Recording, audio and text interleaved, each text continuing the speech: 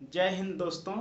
तो जैसा कि हमने पिछले वीडियो में आप लोग को बताया था बिग बैंग थ्योरी के बारे में, है ना। बिग बैंग थ्योरी जॉर्ज लेमेंथेरे के द्वारा दिया गया था। ओके, तो उसके में क्या था, एक सिंगुलरिटी था। ओके, एक पॉइंट था और उस सिंगुलरिटी से एक वॉलीबॉल की तरह बना और वॉलीबॉल फायरबॉल में, और फायरबॉल के बाद वो विस्फोट हो जाता है जिसे बिग बैंग कहते थे। ओके, विस्फोट होने के तुरंत बाद तीन चीज का निर्माण होता है, स्पेस और टाइम और एक मैटर। जो कि मैटर का जनरली हम लोग तीन स्टेज पढ़ते हैं और चौथा भी पढ़ा जाता है, जैसे solid, liquid, gas and plasma. Okay, तो ये चीज़ मैंने बता दिया था। उसके बाद आज के वीडियो में हम देखेंगे क्रिएशन ऑफ स्टार, है ना, फॉर्मेशन ऑफ स्टार, जो कि यहाँ पे सब्जेक्ट लिखा हूँ आवर गैलेक्सी। टॉपिक है आज का आवर गैलेक्सी। तो जब यूनिवर्स का एज 1 सेकेंड हो गया था, तब दो तरह के पार्टिकल का निर्माण हुआ था। एक फंडामेंटल पार्टिकल था जिसमें इलेक्ट्रॉन, प्रोटॉन, न्यूट्रॉन, मैंने बताया था पिछले वीडियो में, आप नहीं देखे होंगे तो देख लीजिएगा। ओके, और वो वीडियो देखेंगे तभी आपको ये वीडियो समझ में आएगा। हाँ, तो फंडामेंटल पार्टिकल निर्माण हुआ था और एंटी पार्टिकल, वो दोनों मिल करके एटम का निर्माण हुआ था। ओके, एटम बनने के बाद से हाइड्रोजन, और हाइड्रोजन चेंज होते जाता था किसमें, हीलियम में। ठीक है, तो इसके बाद से हम बताएंगे कि ये कैसे स्टार का फॉर्मेशन होता है, स्टार का क्या लाइफ होता है, वो जब डिस्ट्रॉय होता है, मीन्स स्टार का जब एंड होता है यानी डेथ होता है, तो कैसे होता है, उसका क्या रूप होता है, इस वीडियो में हम लोग देखेंगे।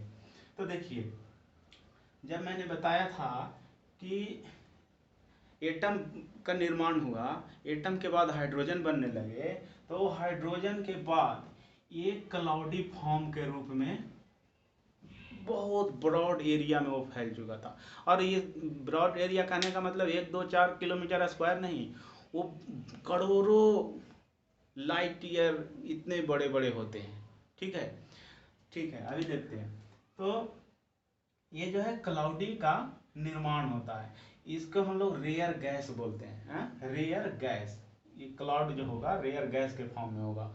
इसके कुछ दिनों बाद नेबुला का निर्माण होता है। ठीक है, नेबुला का निर्माण होता है। कुछ दिन का मतलब यहाँ पे एस्ट्रोनॉमी में 10 20 और 50 दिन की बात नहीं होता है, साल 2 साल की बात नहीं होता, लाखों करोड़ों वर्ष होते हैं कुछ दिन का मतलब। ठीक है, तो नेबुला का निर्माण होता है, यानी इसमें हाइड्रोजन जो है हीलियम के रूप में जब चेंज होने लगता है, उसके बाद ये नेबुला का निर्माण होता है। अब नेबुला में न्यूक्लियर फ्यूजन होता है ना। जैसे कि हम लोग जानते हैं कि न्यूक्लियर फ्यूजन और न्यूक्लियर न्यूक्लियर फ्यूजन, तो फ्यूजन में वो केमिस्ट्री का चीज़ है, वो बाद में बताएंगे। ओके, तो न्यूक्लियर फ्यूजन में क्या होता है कि जब दो बड़े बॉडी जब एक का निर्माण करता है तो न्यूक्लियर फ्यूजन होता है। तो न्यूक्लियर फ्यूजन से फ्यूजन में ज़्यादा एनर्जी क्रिएट होता है, तो ये न्यूक्लियर फ्यूजन होता है इसमें। और ये उसके बाद में स्टार का निर्माण हो जाता है। ठीक है, पहले क्या रहेगा, रेयर गैस रहेगा, इसका कोई इतिहास नहीं रहता है। यहाँ से क्वेश्चन भी ना आएगा। क्वेश्चन यहाँ से आता है कि स्टार बनने से पहले क्या रहता है, तो स्टार बनने के पहले नेबुला का फॉर्मेशन होता है, यानी नेबुला का रूप है। ठीक है, तो नेबुला में न्यूक्लियर फ्यूजन होने लगता है, तो यह स्टार का फॉर्मेशन हो जाता है। ठीक है, अब देखिए, मैंने ये दो फिगर के माध्यम से आप लोग को समझाने की कोशिश किया है। पहला तो ये, ठीक है, कि रेयर गैस से नेबुला, नेबुला से स्टार, स्टार से इधर व्हाइट ड्वार्फ या ब्लैक ड्वार्फ बनेगा या सुपरनोवा होगा। ठीक है, और इसके बाद में जो न्यूट्रॉन न्यूट्रॉन स्टार बनता है वो इस तरफ। और एक यहाँ पर, क्योंकि जो भी ये घटना हो रहा है, जो भी स्टार का फॉर्मेशन हो रहा है, वो गैलेक्सी में ही हो रहा है, कहीं एक जगह पे नहीं कि हाँ गैलेक्सी से बाहर है और वो स्टार का निर्माण हो गया, नहीं। इसलिए यहाँ पे आपको उतना क्लियर समझ में नहीं आएगा, इससे लगता है कि कहीं भी निर्माण हो गया, है ना, कहीं भी हो गया, ऐसा नहीं है। ये गैलेक्सी में ही हो रहा है, इसलिए मैंने एक गैलेक्सी का यहाँ पे फिगर ड्रॉ किया है। तो देखिए, जो ये घटना रेयर गैस, तो इस जगह पे है रेयर गैस। ठीक है। ये जो है गैलेक्सी है, हमारा गैलेक्सी का नाम जैसे मंदाकिनी है, हिंदी में दूध मेखला बोलते हैं, ठीक है, और मिल्की वे भी है नाम। तो ये जो देखिए गैलेक्सी जो है एंटी क्लॉकवाइज घूम रही है, यानी घड़ी के विपरीत दिशा में, ठीक है, इस तरीके से ऐसे घूम रही है। तो जब ये गैलेक्सी घूमती है तो इस जगह पे, यानी इसका जो बाहरी आर्म होता है, ठीक है, इसका बाहरी आर्म होता है, उस जगह पे एक क्लाउडी का रेयर गैस क्लाउड के रूप में फॉर्म होते हैं और आगे चल करके वो नेबुला बन जाते हैं, जो कि यहाँ पे बनाया हूँ। और उसके बाद यह स्टार का पोजीशन ले लेता है, जैसा कि यहाँ पे देख रहे हैं, यह स्टार बन गया, ठीक है। अब यह स्टार जब बन गए तो इसमें दो फोर्स काम करने लगते हैं, एक सेंट्रीपिटल फोर्स और दूसरा सेंट्रीफ्यूगल फोर्स। तो जब हाइड्रोजन हीलियम में चेंज होने लगता है तो चेंज होने के दरमियान हीलियम जो है इतना उसका गैस के रूप में फॉर्मेशन होता है, इतना फ्यूजन होता है कि उसमें ग्रेविटेशनल फोर्स जैसा काम करने लगता है, ठीक है, और इसलिए उसे हम लोग सेंट्रीपिटल फोर्स कहते हैं। और हाइड्रोजन जो कि बाहरी आउटर लेयर में रहता है, तो उसी से चेंज होकर के हीलियम बन रहा है, तो वो उसमें सेंट्रीफ्यूगल फोर्स लगता है, ठीक है। तो ये जो है आगे चल करके यहाँ पर आने के बाद एक्चुअली स्टार इस तरह से नहीं घूम रहा है, स्टार भी इसी तरह के एंटी क्लॉकवाइज घूम रहे हैं, लेकिन क्या होता है गैलेक्सी जब इस तरफ ऐसे जाता है, जा रहा है ना, तो इस कंडीशन में क्या होता है कि ये स्टार जो है से इधर आते हुए प्रतीत होते हैं, ठीक है। तो देखिए जब यहाँ पर स्टार आया तो इसमें हाइड्रोजन से हीलियम बनने की घटना में इतना ग्रेविटेशनल फोर्स बढ़ जाता है जिससे इस स्टार में विस्फोट हो जाता है ना। अब विस्फोट होगा तो क्या होगा, वो पहले रेड जाइंट बनेगा, और रेड जाइंट बनेगा इसका मतलब क्या होता है कि बहुत ब्रॉड एरिया में वो फैल जाएगा, बहुत ब्रॉड एरिया में, ठीक है। तो इस जगह पे रेड जाइंट वो बनता है। अब रेड जाइंट बनने के बाद जैसा कि मैंने इस फिगर में बताया है, रेड जाइंट क्यों बनते हैं, तो जब इसका 90% फ्यूल खत्म हो जाता है, 90% फ्यूल खत्म हो जाएगा तो वो रेड जॉइंट बनते हैं, ओके। तो देखिए ये रेड जॉइंट बन गया। रेड जॉइंट बनने के बाद क्या होता है, उसके बाद यदि इस स्टार का मास 1.44 टाइम तक है तब वह व्हाइट ड्वार्फ बनता है, ठीक है, तब वह व्हाइट ड्वार्फ बनता है, ओके, जिसे फॉसिल स्टार भी कहते हैं। देखिए मान लिया जाए कि किसी स्टार का मास जो है 1.23 सोलर मास है ना, यानी सूर्य के मास के 1.33 टाइम ज़्यादा है, तो क्या बनेगा, मीन सुपरनोवा विस्फोट होगा या व्हाइट ड्वार्फ, तो व्हाइट ड्वार्फ होगा, क्योंकि 1.44 सोलर मास तक के जो स्टार होंगे व्हाइट ड्वार्फ होगा। मान लिया जाए कि 1.47 किसी का हो गया, तो ये क्या बनेगा, 1.47 वाला सुपरनोवा विस्फोट होगा, ओके। तो यहाँ पे क्लियर हो गया होगा। चलिए आगे देखते हैं। हाँ, तो इसमें 90% एनर्जी खत्म होने के बाद ये व्हाइट ड्वार्फ बन जाते हैं, और व्हाइट ड्वार्फ बनने के बाद उसका 95% एनर्जी खत्म हो जाता है, और ये थोड़ा थोड़ा थोड़ा थोड़ा चमकता हुआ दिखाई देता है, ओके। और ये लास्ट में जब कुछ भी एनर्जी नहीं उसके पास बचा, कुछ भी हीलियम नहीं बचा, तो वो ब्लैक ड्वार्फ के रूप में बन जाता है, ठीक है। और जो भी है ब्लैक ड्वार्फ जो है वो आकर के कहाँ, ये गैलेक्सी के केंद्र में, सेंटर में चला जाएगा, जहाँ पे ब्लैक होल मौजूद रहता है, ठीक है। देखिए आपको ऐसे ज़्यादा क्लियर पता चलेगा कि यहाँ पर जब विस्फोट होता है, ठीक है, तो एक बहुत बड़ा स्टार का विस्फोट होगा तो न्यूट्रॉन स्टार बन जाता है। क्या हो जाता है, न्यूट्रॉन स्टार। और न्यूट्रॉन स्टार बनता है तो वो बहुत तेजी से घूमता हुआ, बहुत तेजी से घूमता हुआ गैलेक्सी के सेंटर में चला जाता है ना, जिसे गैलेक्सी के सेंटर को बल्ज कहा जाता है। ये जो है गैलेक्सी के सेंटर में जा करके और ब्लैक होल का रूप ले लेता है। ब्लैक होल का रूप क्यों ले लेता है, क्योंकि देखिए जैसा कि चंद्रशेखर सुब्रमण्यम ने एक लिमिट बताया था कि कौन स्टार जो है सुपरनोवा विस्फोट होगा, कौन व्हाइट ड्वार्फ बनेगा। तो उनके अनुसार, ठीक है, जैसा कि चंद्रशेखर अपर लिमिट पूछा जाता है एग्जाम में कि चंद्रशेखर अपर लिमिट कितना है, तो 1.44 सोलर मास के इक्वल। तो देखिए, तो जब सन इतना बड़ा कोई स्टार है, तब वह उसका जो विस्फोट होगा, ठीक है, यानी उसमें एनर्जी खत्म होंगे, तो वो वाइट ड्वार्फ बनेगा। और वो कितना छोटा बनेगा, तो अर्थ के बराबर। सोचिए, सन जो है अर्थ से 109 टाइम ग्रेटर है, ठीक है, लेकिन जब सन का डिस्ट्रक्शन होगा, एंड होगा, तो उसका जो वाइट ड्वार्फ बनेगा वो अर्थ के साइज का बनेगा। यानी एक बहुत बड़ा, इतना बड़ा तारा एक इतना में आ जाएगा, तो डेंसिटी तो निश्चित है कि वो बढ़ेगा, है ना। तो इसी प्रकार से आगे क्या है कि लेस देन और इक्वल टू 1.44 सोलर मास होता है तो व्हाइट ड्वार्फ बनता है।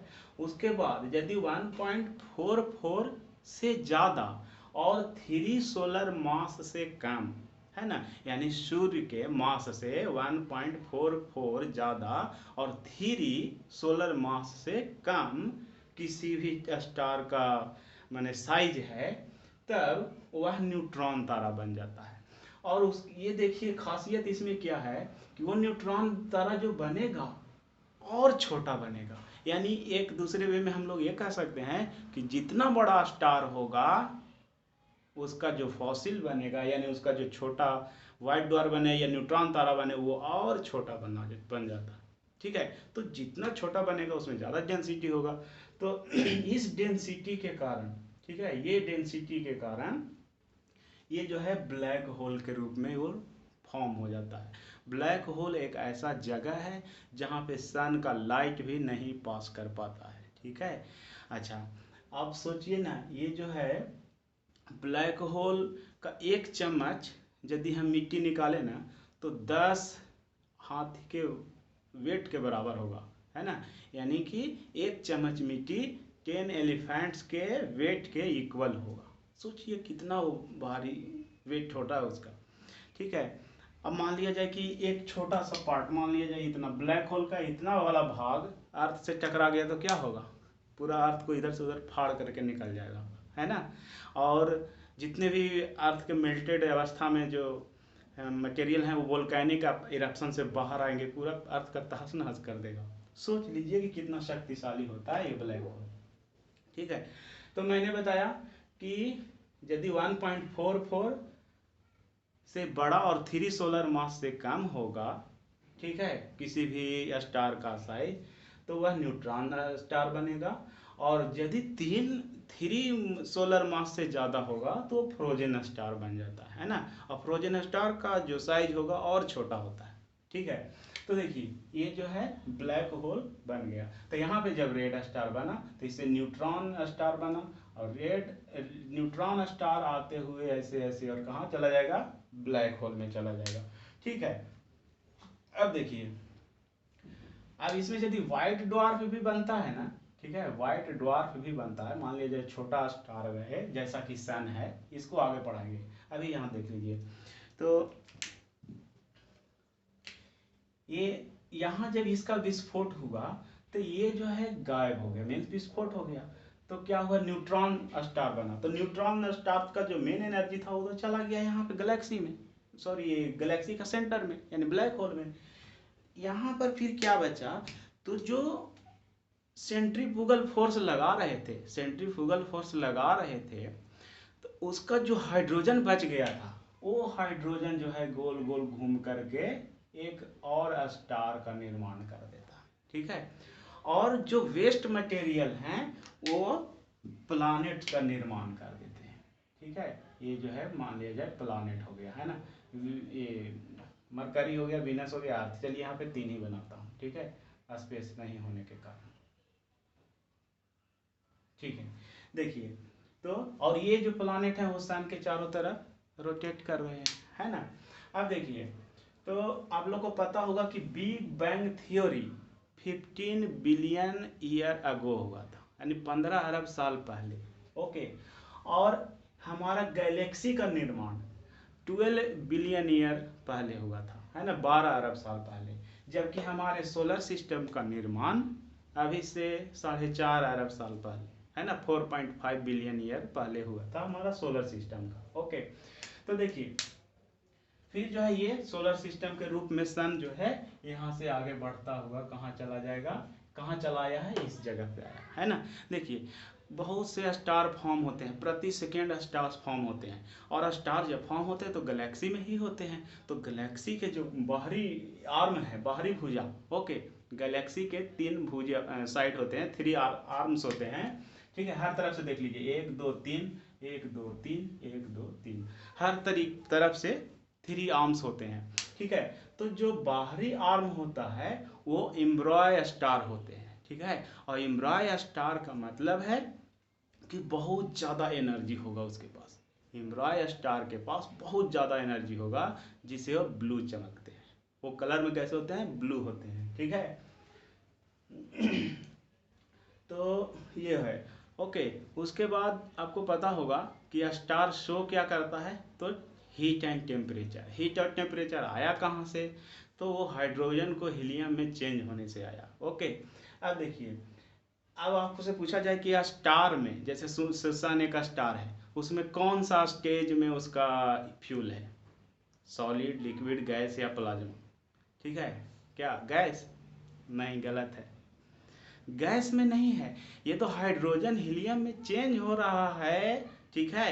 तो आप लोग को उस पर पता चल रहा है हाइड्रोजन गैस है, हीलियम गैस है, इसलिए उसका एनर्जी गैस में नहीं, वो प्लाज्मा के फॉर्म में है, प्लाज्मा के फॉर्म में।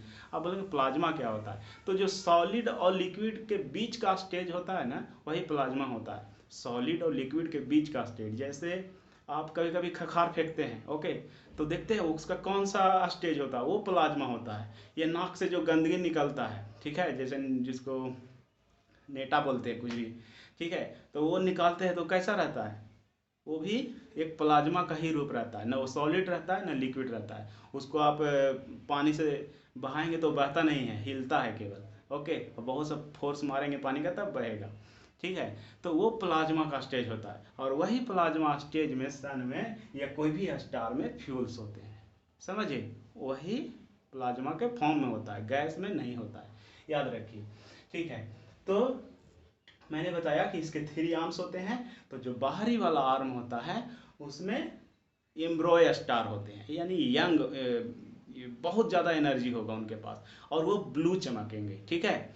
उसके बाद जब मिडिल आर्म में आ गया तो यंग स्टार कहलाता है, जो वाइट चमकेगा, ठीक है। और जब इनर आर्म में आ गया तब वो ओल्ड स्टार कहलाता है, यानी स्टार के 3 स्टेजेज इस जगह पे होता है, ठीक है, एम्ब्रॉय, यंग एंड ओल्ड, ठीक है। तो जो ओल्ड वाला होगा वो बिल्कुल रेड जलेगा, रेड, है ना, जैसे कि गैस हम लोग लाते हैं तो शुरू शुरू क्या है, वो वाइट जलता है, सॉरी ब्लू जलता है, उसके बाद क्या है, वो थोड़ा रेड जलने लगता है, मतलब येलो जैसा, और उसके बाद जब खत्म होने को रहता है तो रेड जलने लगता है। तो वही चीज़ इसके साथ है ना, जब ये खत्म होने लगेगा तो पूरा रेड हो जाएगा, ठीक है, ओके। अब देखिए, तो इस तरीके से इस जगह पे सन आया, ओके। और सन चारों तरफ अपना सोलर सिस्टम लेके चल रहा है ना, 8 प्लैनेट्स है ना, तो वो सोलर सिस्टम लेकर के ये घूम रहा है। सन के ऊपर में, ठीक है, पोलर स्टार होता है, हमेशा ऊपर में उत्तर में ही दिखता है हमेशा। पोलर स्टार कौन सा डायरेक्शन को शो करता है, ये बहुत क्वेश्चन आता है, पोलर स्टार किस डायरेक्शन को शो करता है, तो नॉर्थ को, क्योंकि वो हमेशा नॉर्थ में ही रहता है, ठीक है।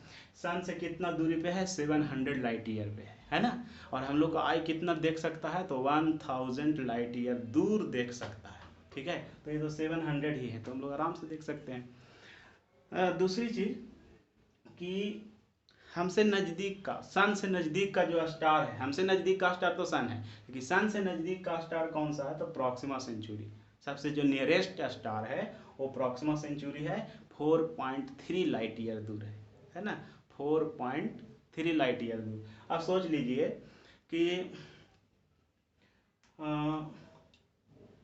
इसका लाइट ईयर तो आपको पता ही होगा, 1 सेकंड में 3 लाख किलोमीटर सन का जो लाइट है वो चलता है, ओके। और पूरा 1 साल में जितना डिस्टेंस कवर करता है उसे 1 लाइट ईयर कहते हैं, है वो देखेंगे आगे। अब देखिए, ये जो है सन आया। हाँ, अब सन के बारे में हम लोग ये देखेंगे कि सन क्या बनेगा, व्हाइट ड्वार्फ बनेगा या सुपरनोवा विस्फोट होगा। ये भी क्वेश्चन आता है कि हमारा सन का आगे क्या, कैसे उसका विनाश होगा, व्हाइट ड्वार्फ बन करके या सुपरनोवा। तो व्हाइट ड्वार्फ क्यों, क्योंकि 1.44 सोलर मास से कम है ना, इसी से तो कंपेरिजन किया गया है ना, तो ये तो 1.44 से कम ही है। तो ये जो है जैसे ही रेड जाइंट यानी 90% इसका एनर्जी जब खत्म हो जाएगा, जैसे अभी तक इसका एज 10 टोटल 10 बिलियन ईयर है, 10 बिलियन ईयर इसका एज है, लेकिन 5 बिलियन ईयर क्या हो गया, खत्म हो चुका है, यानी 5 बिलियन ईयर और बचा है ना। यानी यहाँ से यहाँ तक आने में उसको 5 बिलियन ईयर खत्म हो गए। अब यहाँ से ऐसे ऐसे ऐसे यहाँ चला जाएगा तो भी 5 बिलियन ईयर खत्म हो जाएंगे, ठीक है।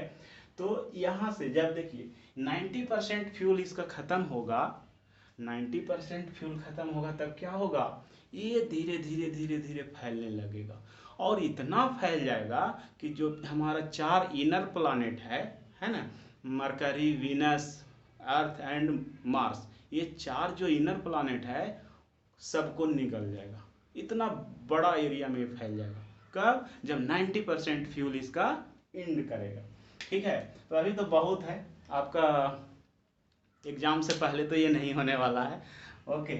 हाँ, तो देखिए अब ये जो है ये आगे चलता जाएगा इसी वे में चल करके, और यहाँ पर व्हाइट ड्वार्फ बनेगा। जैसा कि मैंने बताया 90% जब फ्यूल खत्म होगा तो व्हाइट ड्वार्फ बनेगा, और जब ये व्हाइट ड्वार्फ को फॉसिल स्टार भी कहते हैं, याद रखिए, बहुत क्वेश्चन पूछता है कि किस स्टार को फॉसिल स्टार बोला जाता है, तो व्हाइट ड्वार्फ को।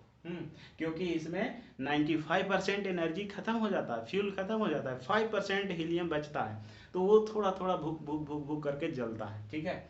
और उसके बाद सन का क्या होगा, उसके बाद जो है इस जगह से व्हाइट ड्वार्फ जब बनेगा, फिर आगे चल के ब्लैक ड्वार्फ बनेगा और ब्लैक होल में समा जाएगा, है ना। यानी ये स्टार का लाइफ होता है ना, यही लाइफ होता है। वो बड़ा होगा, विस्फोट करेगा, फिर एक स्टार बनेगा, फिर यहाँ से उसका फैमिली मिल जाएगा, सोलर सिस्टम मिल जाएगा। वो आगे चल करके यदि ये सन के मास से बड़ा रहा तो सुपरनोवा विस्फोट होगा, अदरवाइज सन के मास से 1.44 से ज़्यादा रहा तो ये होगा, अदरवाइज कम रहा तो व्हाइट ड्वार्फ बनेगा और वो ये सेंटर में चला जाएगा, ठीक है। तो देखिए इसी प्रकार से ये गैलेक्सी का निर्माण होता है, ठीक है। एक गैलेक्सी कैसे बनता है, तो एक एक तारा मिल करके वो बहुत सा फॉर्मेशन हो जाता है। जैसा कि आपको पता होगा कि 10⁻11 इतने गैलेक्सी हैं हमारे, ठीक है। गैलेक्सी कितने हैं पूरे यूनिवर्स में, 10⁻11 गैलेक्सी। और एक गैलेक्सी में कितने स्टार हैं, तो 10⁻11 स्टार, 10⁻11 स्टार एक गैलेक्सी में है। यानी जो हमारा एक गैलेक्सी दिख रहा है, ठीक है, जो मंदाकिनी गैलेक्सी बनाया हूँ, उसमें 10⁻11 स्टार मतलब 100 अरब, 100 अरब, ठीक है, 100 अरब मतलब 100 बिलियन बोल सकते हैं ना, 100 अरब 100 बिलियन स्टार एक गैलेक्सी में होता है। और टोटल गैलेक्सी कितने हैं, तो 100 अरब 100 बिलियन, है ना। यानी ये टोटल स्टार बोला जाए तो 10⁻22 स्टार्स हो जाएंगे। पूरा यूनिवर्स में अभी तक माना गया है कि 10⁻22 स्टार्स हैं, ठीक है। तो ये गैलेक्सी का फॉर्मेशन हो गया। गैलेक्सी के सेंटर को बल्ज कहा जाता है, ठीक है। अब देखिए आपको न्यूट्रॉन तारा बता दिया था कि ये बड़ा विस्फोट होने के बाद आगे बढ़ता है, वही उसी का रूप जो है पल्सर भी है। पूछता है कि पल्सर क्या है, तो पल्सर तेजी से घूमता हुआ एक तारा है, ठीक है, उसी का रूप है। न्यूट्रॉन तारा ही आगे चल के पल्सर का रूप ले लेता है, और या क्वासर का, ठीक है। तो वो जो है याद रखिए। उसके बाद ये गैलेक्सी फॉर्म होने के बाद आपको पता है कि इसके साइड में भी गैलेक्सी बनेंगे, है ना। तो देखिए हमसे नज़दीक का जो गैलेक्सी है वो एंड्रोमेडा है। हमसे जो सबसे नज़दीक का गैलेक्सी है वो एंड्रोमेडा है। देखिए ये तीन तीन गैलेक्सी का जो है ना कंबाइन करके एक क्लस्टर बना दिया जाता है ना। यानी एक क्लस्टर में कितने गैलेक्सी होंगे, 3 गैलेक्सी। तो हमारे क्लस्टर में 3 गैलेक्सी है, कौन कौन है, तो एक तो हमारा मंदाकिनी हो गया, दूसरा एंड्रोमेडा हो गया जिसको देवयानी बोलते हैं, और तीसरा NGC 598 M33 हो गया। ठीक है, तो ये जो है तीनों को एक क्लस्टर में काउंट किया जाता है, एक क्लस्टर में ये 3 गैलेक्सी है। ठीक है, उसके बाद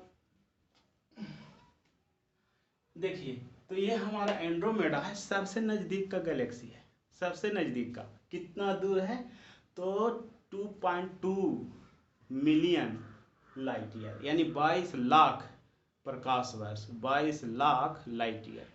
अब 22 लाख लाइट ईयर यानी आप सोचिए कि एक सेकेंड में सन का लाइट 3 लाख किलोमीटर चलता है, एक सेकेंड में 3 लाख। आपको मून को पता है ना कि 3.84 लाख किलोमीटर है, यानी 3,84,000 किलोमीटर। यानी सन का लाइट एक 1.3 सेकेंड में जो है ना मून का जो लाइट है वो अर्थ पे आ जाता है एक सेकेंड में, एक 1.3 सेकेंड में। ओके, मून का लाइट अर्थ पे, तो उतना स्पीड है लाइट का। और जब वो 1 साल चलेगा तो 1 लाइट ईयर होता है ना। सन का लाइट 1 साल यदि वो ट्रेवल करता है तो वो जो टोटल डिस्टेंस कवर करेगा उसे 1 लाइट ईयर बोलेंगे। ओके, तो आप सोचो कि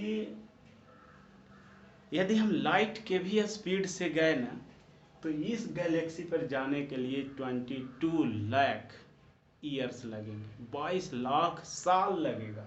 लेकिन तो भी नहीं जा पाओगे क्योंकि हबल ने बताया था कि सभी गैलेक्सी एक दूर भागते जा रहे हैं, फिर भी नहीं पहुंच पाओगे। ओके, खैर आगे देखते हैं। तो ये हमारा नियरेस्ट गैलेक्सी हो गया एंड्रोमेडा, और दूसरा नियरेस्ट में ये आ जाएगा NGC 598 M33। ओके, अब देखिए आपको स्टार का एज बता दिया, एम्ब्रोय, यंग और ओल्ड। ओल्ड वाले कहाँ रहेंगे, तो इनर में रहेंगे। हमारा सन कौन सा स्टार है, एम्ब्रोय है, ओल्ड है या यंग है, तो यंग होगा। क्यों होगा, क्योंकि वो मिडिल आर्म में है। ठीक है, यही जब इनर आर्म में चला जाएगा तो ओल्ड हो जाएगा, है ना, और रेड पूरा जलने लगेगा और वो खत्म हो जाएगा। ओके, उसके बाद आपको हाँ, जो हमारा स्टार सन जो है, स्टार हम लोग जो मानते हैं कि हमारा सबसे नियरेस्ट स्टार सन जो है वो गैलेक्सी के चारों तरफ चक्कर लगाता है। ठीक है, गैलेक्सी के चारों तरफ ये यहाँ से ऐसे घूम रहा है। कितना स्पीड से, तो 250 किलोमीटर पर सेकेंड, 250 किलोमीटर पर सेकेंड के स्पीड से घूम रहा है। ओके, फिर भी इसे घूमने में 25 करोड़ ईयर लगते हैं, 25 करोड़ साल गैलेक्सी के चारों तरफ सन को घूमने में 25 करोड़ साल लगते हैं, जिसे कॉस्मोस ईयर बोलते हैं ना, कॉस्मोस ईयर बोलेंगे। ओके, यानी एक ब्रह्मांड वर्ष। ओके, जबकि हमारी अर्थ जो है वो सन के चारों ओर कितने देर में घूमती है, कितने समय में, तो 365 डेज में। तो 365 डेज में घूमती है, इसलिए इसको सोलर ईयर बोलते हैं, है ना, सौर वर्ष। पृथ्वी सन के चारों ओर एक रेवोल्यूशन जो है 365 डेज में कंप्लीट करती है, और इस पीरियड को सोलर ईयर बोलते हैं, है ना। और सन गैलेक्सी के चारों तरफ 25 करोड़ ईयर में घूमती है, इसलिए इस टाइम पीरियड को कॉस्मोस ईयर बोलते हैं, है ना। ठीक है, आगे देखते हैं। तो ये हो गया, और ओके, एक मिनट।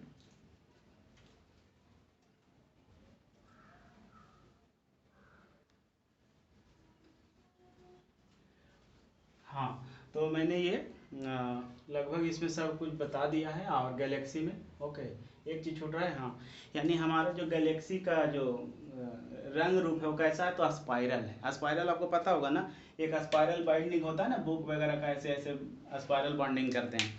मीन्स जो स्टार होते हैं, ठीक है, एक गैलेक्सी में वो कैसे यहाँ यहाँ यहाँ ऐसे नहीं, ऊपर भी होंगे, ऊपर उसके ऊपर उसके ऊपर ऐसा, ठीक है। ये नहीं कि एक प्लेन पे वो सब अपना पैरेलल में है, ऐसा नहीं, ठीक है। यहाँ पे एक मान लीजिए स्टार है तो उसके ऊपर भी एक होगा, इसके ऊपर भी होगा, इसके भी ऊपर होगा। अच्छा यहाँ पे है एक तो इसके बगल में भी होगा, इसके बगल में होगा, तो इसे स्पाइरल बोलते हैं, ठीक है।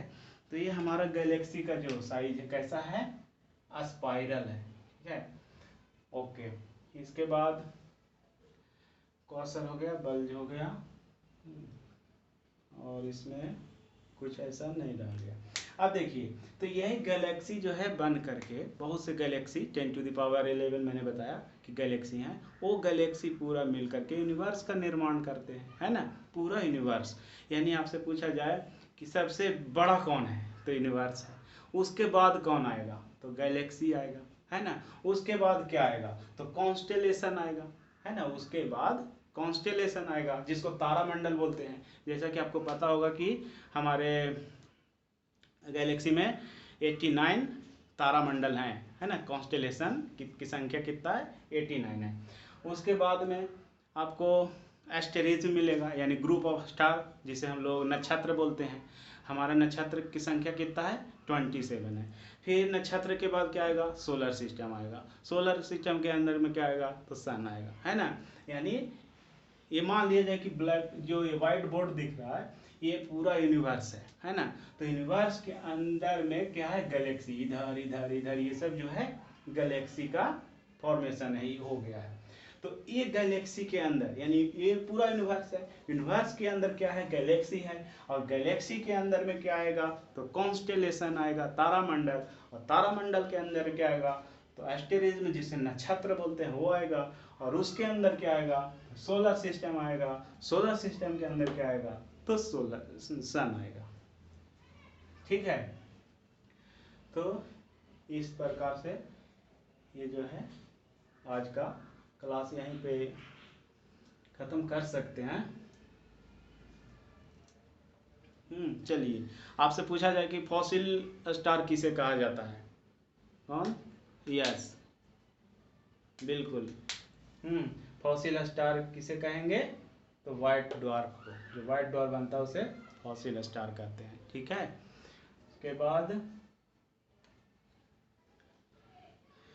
उसके बाद बताइए 1.22 किसी स्टार का जो है साइज है तो वो क्या बनेगा, मीन्स सुपरनोवा विस्फोट होगा या व्हाइट ड्वार्फ बनेगा, यस व्हाइट ड्वार्फ बनेगा, करेक्ट। अब देखिए, बस इस क्लास में इतना ही। नेक्स्ट क्लास में आप लोग को नक्षत्र बता देंगे, तारामंडल और solar system, origination of solar system, solar system का निर्माण कैसे हुआ वो देखेंगे, बहुत इंटरेस्टिंग है। 5 लोगों ने उसका सिद्धांत दिया है, 5 सिद्धांत है, 5 थ्योरीज हैं सोलर सिस्टम के फॉर्मेशन का। ओके, तो वो नेक्स्ट हम वीडियो में देखेंगे सोलर सिस्टम कैसे फॉर्म होता है। ओके।